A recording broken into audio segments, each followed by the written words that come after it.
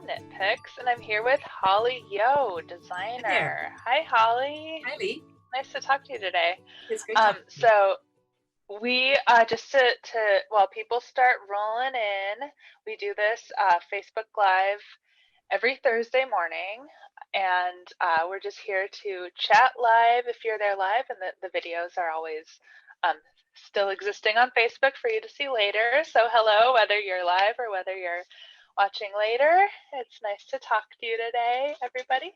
And we're going to be chatting with Holli about her knit designs that she's done for Knit Picks and what it's like to be a designer and all this kind of stuff. And please ask questions. I'll be trying to make sure I see everything, and if you have any questions for Holli and her designs or anything else, please chime in the comments and ask. And yeah, so so again, I'm Lee. I'm the graphic designer for Knit Picks, which means I design all the books. So I've had a lot of interaction with Holli's patterns in the last year, because she's had designs in 19 of our Knit Picks books, and I've designed 3 of them, and one that I'm working on right now, which is it's going to be out in a couple months, but very exciting. And I realized when I looked that Holli had 2 designs in every book that I've designed with patterns, and because her patterns are so good, we can't limit it to just one. Every time she submits, I keep saying she, but I'm like talking to you. Sorry, weird. Yeah, so every time you usually tend to submit like multiple patterns, and then we can never limit it to just one. So yes, we always choose 2 and have as many as possible. So, and I was looking at choice. Yeah, well, and we love it. We love. Well, we don't like narrowing it down because we always want to take. So you've been designing patterns since 2003, it looks like, from your website. About right. And lots of baby garments, but also adult garments, accessories, home decor, just like basically everything you can knit, you dabble in. Yeah, so why don't you tell us a bit about your designing backstory, how you got into knitting or designing, or what your path, all that kind of stuff. Sure. Well, I started knitting when I was 5, so I've knit all my life, basically. Went to art college, have a fine arts degree in craft, majored in jewelry, but also studied textiles quite extensively, and then did another degree in museum studies.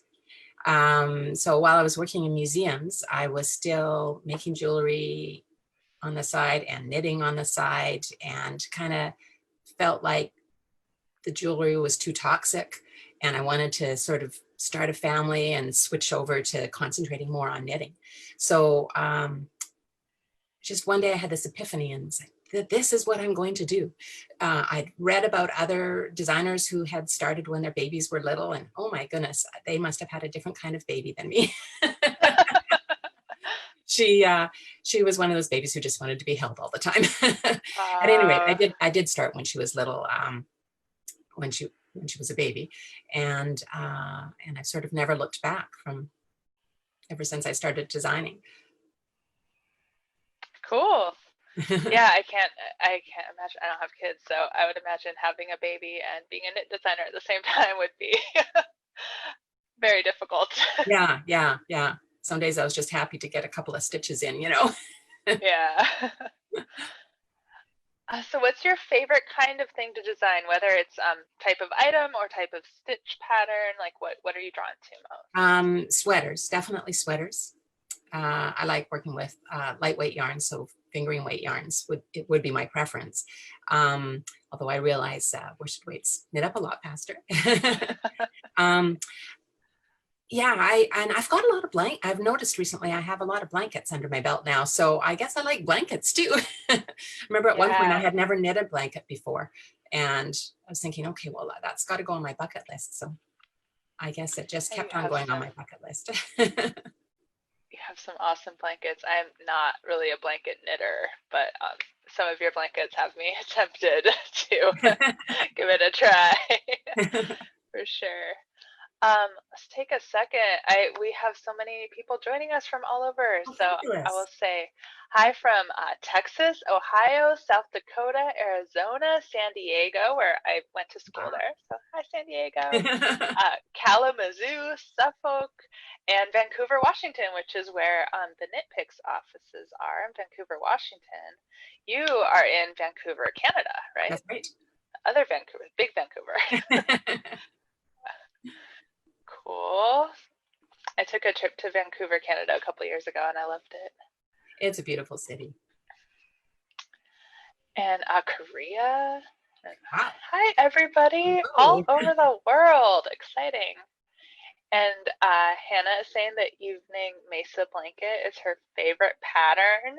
Oh, fabulous. That's the That's one. Hannah, who's Yeah, usually here. I've got it hanging, Yeah, hanging behind me. that's an awesome pattern. We'll take a look at all those in a minute. Thanks for joining us, everybody. Okay, the other thing you do, as a lot of designers do, is teaching. Yeah. And tutorial writing and workshops and all this. And I've seen some really great tutorials you've done on your blog. Can you talk a bit about what you like about teaching other people how to knit? I love seeing the light bulb click on when, you know, they've been struggling with something or didn't realize they were struggling with something. And I tell them something like 5 minutes into a class, when somebody says that was worth the price of admission, that just makes my day, you know. I mean, that's what I do it for, is that and there's this energy in the room that I feed on that, oh, I just love teaching. Yay. That's great. Yeah, I love that too. You know, when someone's struggling with something and you tell them one little bit of information that you didn't know that was the piece they were missing, and they're like, Yeah. oh, I get it now. Yeah. And I love being able to figure out what way it is that they need to hear or see. Right. Or Yeah, have everyone me learns demonstrate differently. or do it themselves, whichever learning path works best for them. And I love that everybody knits differently.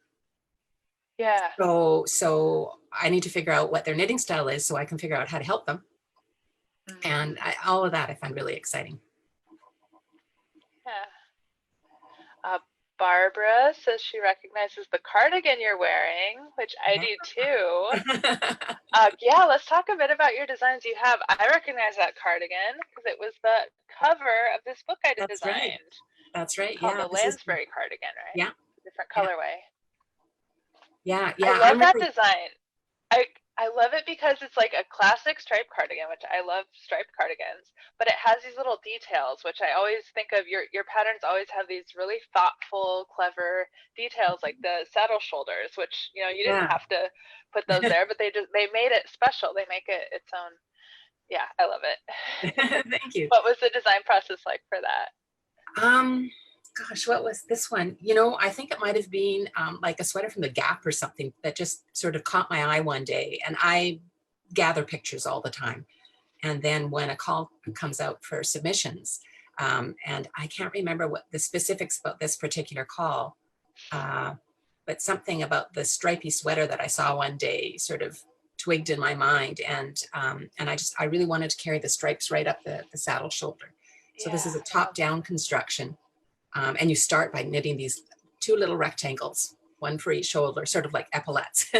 And then cast on stitches, pick up, you know, cast on all the way around, and then start working short rows to fill in this section here and on the back, the same deal.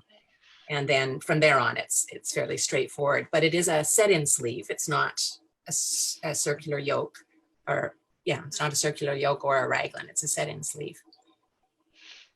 Cool. And we talked a little about the Evening Mesa blanket behind you. Want to show that a little bit closer if possible? Yeah. So I have cool. Another one. Oh, nice. Show you. There we go. So this is a modular knit blanket. There. It's knit in modules. They're only maybe 20, 24 stitches wide. And as you're knitting one strip, you're knitting the next strip beside it. So each strip goes up. And they're knit on the bias. So let's see. Get this to go right side up. So, okay. So you're knitting along and knitting on the bias. So this would be knitting off in this direction. And then it changes direction to make the star shape. And it's a really fun knit. It's a fun knit. Yeah, it looks fun, and you could really play with colors to customize it, I've seen some great ones on Ravelry that people have done. Some really wonderful colors. Nice. Yeah, yeah. It looks like you have a mohair shawl. Yeah, which is great. We do have our new hand painted aloft mohair too, which I think would look gorgeous on that shawl. Yeah, it's brand new. That's perfect for that. Exciting, yeah. This is Queensway. And there is lace on the edging, but the body of the scarf is stocking stitch, actually reverse stocking stitch, but on a nice big needle. And I'm not sure, oopsies, sorry, Eloise. I'm not sure if you can see the tuck stitches. No, I'm not sure if I can get them to show up on the screen. You can sort of see in through here. Anyways, there are diamonds in it and beads as well. Oh, pretty. And even with not being able to see you can see them much better in person than on the screen. Yeah. So they're worth the effort. And I love wearing this. Pretty.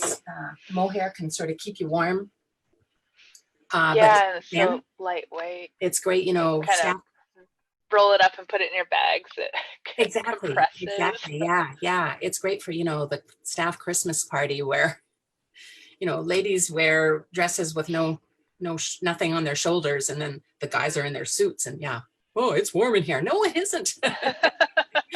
So I always bring my mohair shawl. Perfect. Cool. Lots of people joining. Hi to everyone who's watching live. I'm going to shout out Kentucky, Daytona Beach, Florida, Massachusetts, Idaho, Fayetteville, Arkansas, San Francisco. Hi, everybody. Exciting.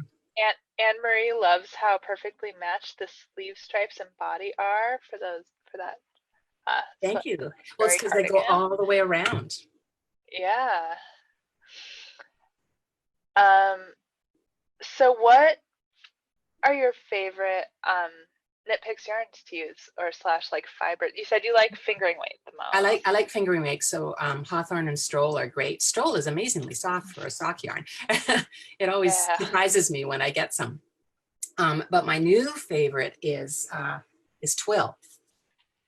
Oops. Oh, I love Twill. So this is my first time working with it. I didn't even know it existed. And so for the latest call for submissions, I was trying to decide which yarns would suit the designs that I was working on. And I chose Twill for a few of them. And I was so glad when it was selected for the book. So this, can we get the... I'm trying to get the light to go across it, which is why I'm not holding it up straight to the camera. So this is my swatch for an upcoming design. And that's all I can tell you about it. Stay tuned. The Twill, it's squishy, cushy. It's and my stocking stitch swatch is just gorgeous. It's just such good beautiful stitch definition. Yeah, great stitch definition. Yeah. Oh, there. Really tight twist. That was better light. There you go. Yeah. Cool. Oh, I love it. Oh, you know what? I remember the submission when it came in, and we were all so excited about it. Like this one, no question. Yeah. Deanna is asking, what are your must-have tools? Is there a tool that might surprise us? That might surprise you. Well, everything. I mean, I love all the tools, all the blocking tools, everything. These are my favorite double pointed needles, little 4-inch ones. Oh. And I think they're perfect for fingers and thumbs and fixing mistakes, if you have to do a limited open repair. And I just taught a workshop in this last weekend where, you rip down 12 stitches wide for several rows and then knit it back up. These needles are great for that. Yeah. Does sound perfect. Yeah. I often just use like circulars for that kind of thing, and they're all flopping and getting in the way. Yeah, exactly. So these just sort of, and then also for teaching, they're great for demonstrating it, because again, you don't have these circulars or extra needle length getting in the way, tangling things up and cooking on the table. Yeah. Oh, that is surprising. Yeah, that makes perfect sense to just have those on hand for Yeah. that kind of thing. Do you have, I know that you have a few other samples Yeah. of Knit Picks designs. Can we Yeah. take a look at those? Sure. It's cool to see things kind of moving around and instead of just in modeled photo shoots. So this is the Gradients shawl, and it was designed to work with a yarn, an ombre yarn that so your stroll gradient yarn, and I used two colorways. Here, I'll back up a bit there. I used two Cool. colorways, and they shared a color in common at the outer edge of the ball. So in this case, it was the black. So one ball goes from orange through to all the pinks and fuchsias and then to the black. And then the second ball of yarn was black through gray to white. And it just, it kind of seamlessly joins the two colors. But this shawl looks great knit up with a set of mini skeins, and it looks wonderful in a solid actually, because when you've got colors happening, you can see it's a triangle. You see the triangular shape, right? But in a solid, the lines created by the lace, the diagonal lace, actually can superimpose a rectangle shape over the triangle. Cool. And it's not reading, you can sort of see the lines. So they're going straight across and then up. There's a cable runs diagonally down each triangular side, and that breaks the angle of those eyelet. Wow, cool. And yeah, like I said before, your patterns always have like really thoughtful little clever details that you might not even notice at first. Yeah, cool. I'm not very good at coming up with like just basic, simple. I've always got to do something, to keep myself interested. I think that's part of it. And these are my arrow gloves. What I love about these is the stitch pattern bends the line. So in a variegated yarn that creates striping, it makes this arrow shape. And the interesting thing is the sample knitter was sent solid colored yarn for these, which threw me. I didn't expect that. They looked great too. But I said, oh, but you're missing half of what's so neat about this. So they sent more yarn to her, and she's knit a second pair of gloves. So she knit two pairs of gloves. And the pattern, so many fingers. The pattern features both. But on the solid color gloves, the arrow shape actually looks like it's going the other way. Oh, weird. Yeah. It's just because of the angle, everything's on the bias here, and it looks like the stitches are going the other way. So it's kind of cool. It still reads as an arrow. Josie is saying the gloves remind her of children's art. They are fantastic. Yeah, the way the pooling works, it looks kind of like scribbly. But beautiful. And I've got another sweater. This is the Fisherman's Rib pullover. And so you know how brioche is so popular, right? Well, Fisherman's Rib, I think, is the long forgotten cousin that should get a lot more exposure than it's getting. It's a lot easier to do than brioche. It looks exactly the same. And so this is Fisherman's Rib. And then I've got a cable going across the chest. And on the sleeves, all the way down the sleeves. This also has saddle shoulder sleeves. Move the cable closer to the screen. And it's just a simple design, but really effective. Yeah. Really effective. Question which I think will lead into what you're up to right now a bit. Where to go? Stephanie is asking, do you have to make adjustments as far as teaching goes during this pandemic? Now you're working on some online teaching stuff, right? Yeah. So I've started teaching online. I've taught a whole slew of classes. I've got a great local yarn shop that I teach at regularly, and they've been really wonderful with experimenting with online teaching and booking classes. And the things, we can book them quickly now. It doesn't have to be set up sort of so far down the road. And we've been experimenting with time of day. We found out that daytime doesn't work during the week because of course people are still working. Yeah. I'm available during the week, but that's because this is my job. Yeah.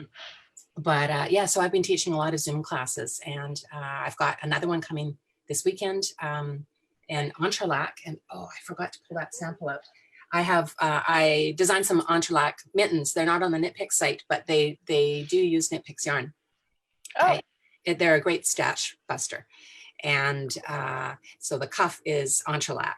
And that's what I teach in the class, is how to knit entrelac in the round. And then you can go off later and knit the hand part, which is stocking stitch, this a standard knit min. Cool. And then I'm teaching a beginner sock class that's coming up. And this week I have to have a meeting, and we're going to be scheduling more classes. So there will definitely be more. I've just updated my website with the classes in the events section on my website. So you can take a look, and you can take a look and see when the new ones show up. Cool. And we're going to be linking in the Facebook video notes all the links to the website and everything that we're talking about, and as well as all the patterns that we looked at. You can find links to all of those. Yeah, and Deborah says it's those little very original things that truly set your patterns apart from other designers. Oh, thanks, Deborah. Oh, my cat agrees too. So speaking of things that are happening right now in the pandemic time, what do you have any other non-knitting, just for fun projects? Like, have you cooked anything you're really excited about, or have you done other, like, I know I've been sewing a lot of clothes. Have you been doing any other crafts or projects or anything like that right now? Well, my day-to-day hasn't actually changed much because I work from home. So I can continue to do what I do. And in fact, if anything, Right. because of the teaching online, I'm doing more at home work-wise. But I brought this to show you. So this is called a ginger bug. Bug like insect bug. I mean, it's not insects, but that's B-U-G is what I'm trying to say. This is like a sourdough starter, but for making soft drinks. Oh, wow. So it's, I'm going to be trying to make root beer and ginger ale and like carbonated lemonade. And so it's chopped up ginger in water and with natural sugar. So I used cane sugar. And I don't know yet how it's going to work. I started one a few weeks ago and something happened. I needed something I didn't have, and it took me longer to acquire it because everything's sold out, you know? Yeah. And my bug died while I was trying to get, I think it was it was the bottle that I was going to decant this stuff into, and I wanted it something that, because it's going to build up with pressure because of the carbonation. I wanted it, I didn't want to just use any old bottle. I wanted one where the glass was not going to explode on me. So my local store that supplies them, yeah, they had a shortage. I guess a lot of people are doing everything at home now, right? Oh, well, let's try this. Yeah. Yeah, I think even for, like, I still have my full-time job that I'm doing from home for Knit Picks. So even for those of us who are still working our regular jobs and stuff, like not being able to go places on the weekends just makes us more inclined to do kind of around the house projects and stuff. Yeah. No, I totally get it. And I would probably be doing the sourdough bread thing, but our oven broke a few months back. So I don't have an oven right now. Oh no. Yeah. Anne Marie is asking, does that ferment, the ginger bug? Yeah. So I think it's kind of like kombucha, kind of like a sourdough starter mix, that idea. It's you have to use organic ginger.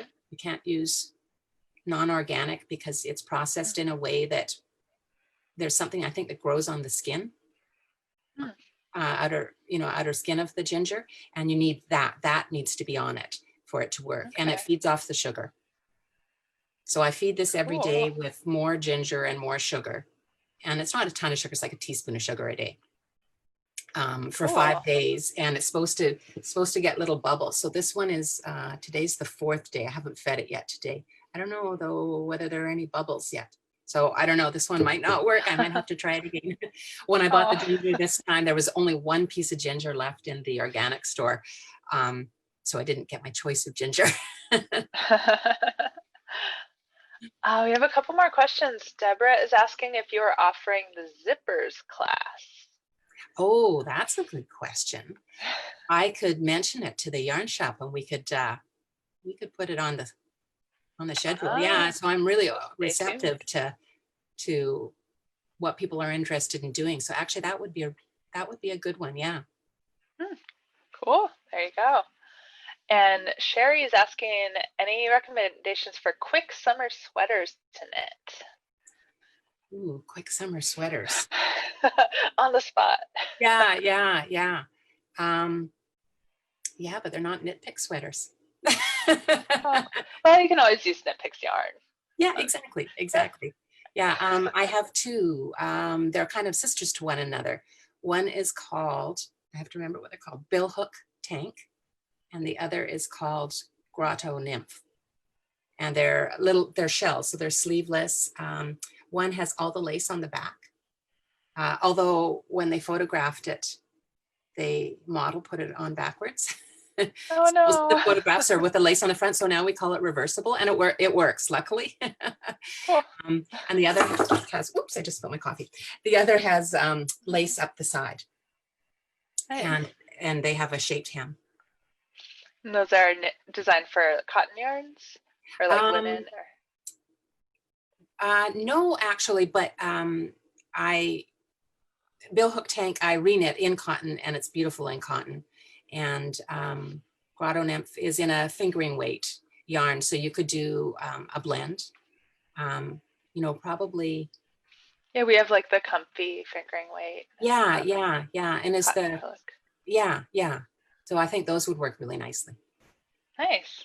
There you go. I think after I get a couple sweaters off the needles right now that are in progress, I might knit myself a summery tank top or something. Oh, perfect. That's a good one. Cool.